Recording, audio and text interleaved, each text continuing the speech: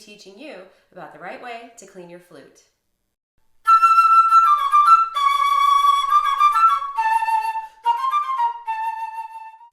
Hey there, welcome. Today we're going to go over some directions to keep your flute clean and working great. You are going to need a cleaning rod, and the cleaning rod typically comes with your instrument.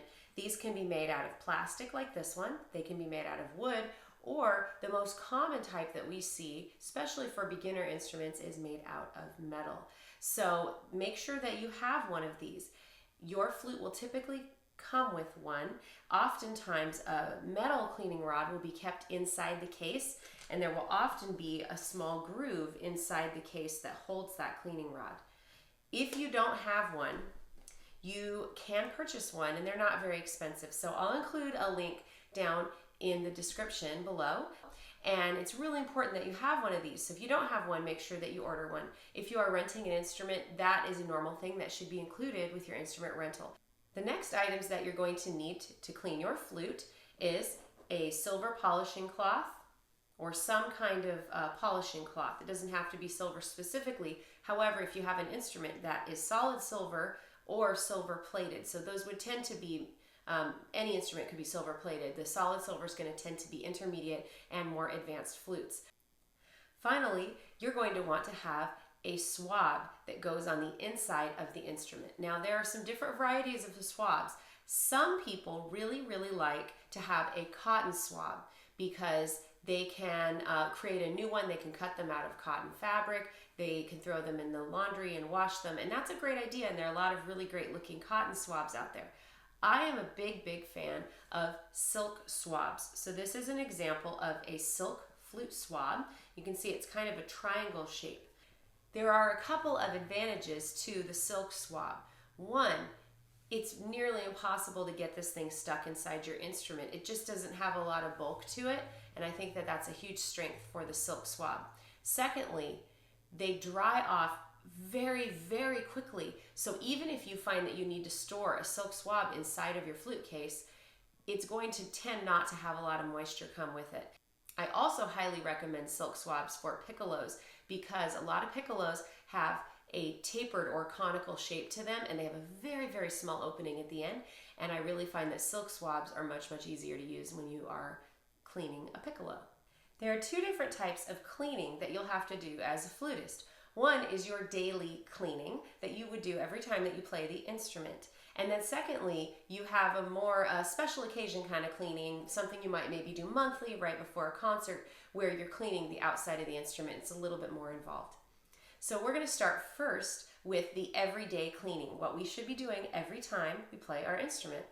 So first I'm going to take that cleaning rod, and you'll notice that it has a hole in it. That hole is meant to hold the cleaning cloth or the swab. There are different varieties of swabs, but whatever style you have, you're going to be pulling it through, and you're going to kind of make this little flag out of your cleaning rod and cleaning cloth. Now, a lot of people like to start with the head joint. I actually don't like to start with the head joint. I like to start with the foot joint because normally most of the moisture and condensation is going to end up inside the head joint, a little bit in the body, and then very little in the foot joint. And so a lot of people will swab the head joint first and then put that swab through the body and through the foot joint, but that's where all the pads are located. I personally think it makes more sense to swab the driest areas first and then move to the wettest areas, because then I'm not taking the moisture from one area and then moving it into areas where we actually have pads and things that are very much susceptible to moisture. So we're going to start off by removing the foot joint. And here it is. Of course, you're going to always carefully hold the parts of the flute, never bending or gripping excessively hard. You're going to take that little flag you've created, and it's probably a good idea to cover this up, especially if you have a metal cleaning rod, because that could potentially scratch the inside of your instrument. And then you're just going to push that through, and it should fit easily through. If it's too tight and it's hard to get through, then your cleaning cloth is a little bit too big. And again, with cotton and heavier materials, that has a tendency to happen a little bit more often. Silk is very forgiving on this. So this one's clean, it's dry, does not tend to collect very much moisture. If you were in a hurry and you had to skip one part, that would be the part to skip. Next up, we have the body joint. So then I go through and I swab the body, and it really doesn't matter which direction you go. You'll notice the cleaning rod is about the length of the flute body, and all you have to do is push your finger in, and then there it comes out the end. And again, I've covered it so that it can't be hitting the inside of the flute, and then I pull that right out, and that should really get pretty much all the moisture out of there. I'm going to set that into the case. And finally, we're going for the head joint. Once again, we're keeping this little cover so that the end of the cleaning rod is not sticking out. Now I'm going to take the head joint and I'm going to put that right inside the head joint. And then on this one, I like to hold it and then kind of give it a bit of a twist so that it's really removing all of the moisture that's accumulated up here in the stopped end of the flute. This one obviously can't go all the way through. Pull it out, and then we're going to place the head joint into the case. If the head joint is particularly damp and there's a lot of moisture in there, you may even take your cleaning cloth, you might flip it a different direction and maybe go back and repeat that step one more time just so you can remove more moisture. Now the great part about having a silk cleaning cloth is that by this time you will find that there is not a whole lot of moisture on that silk cleaning cloth. Now ideally all cleaning cloths should be stored outside of the flute case. It's really not a good idea to put anything inside your flute case other than the flute, unless there's a very specific spot, like sometimes there's a little groove for the cleaning rods. So I generally don't like to put anything inside the case. However, some flutes, particularly beginner flutes, do not have outside cases. Some of them have an outer case that has pockets and different things like that, and you can slide your cleaning cloth in there, but others do not have that. If that's your situation and you have nowhere else to put your cleaning cloth, certainly don't leave it at home. You need it with you.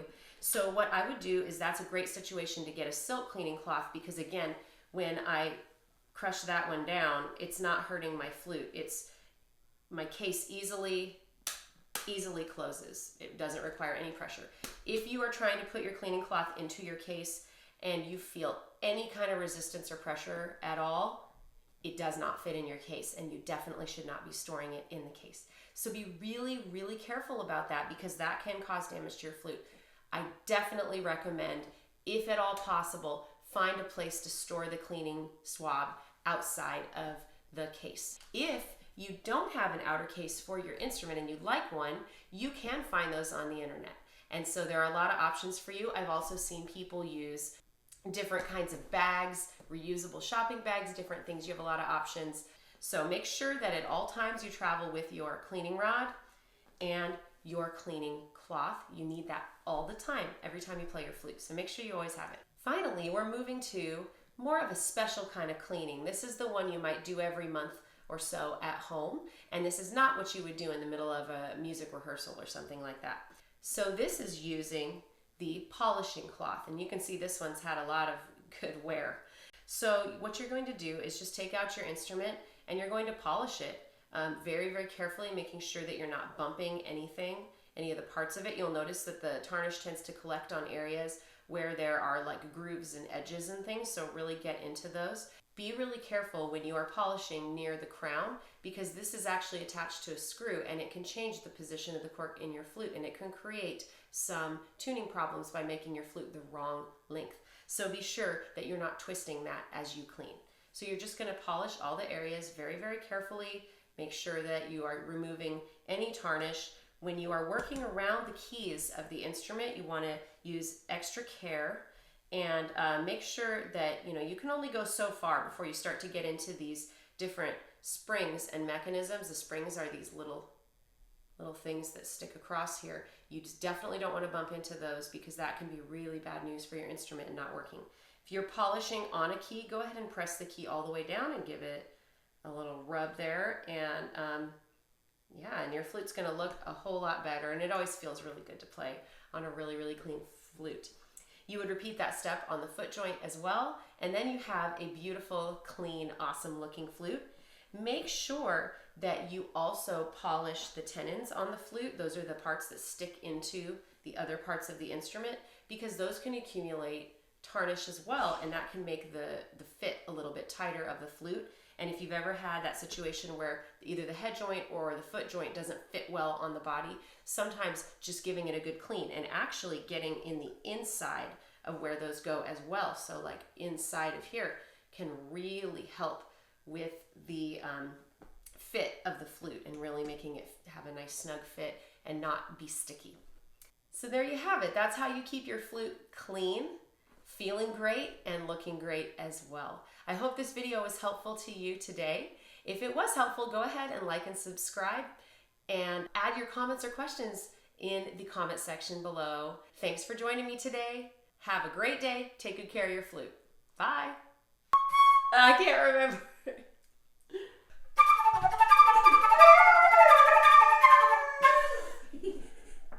My dog's howling.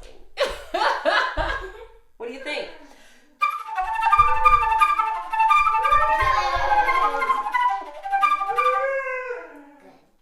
We can't have nice things, can we?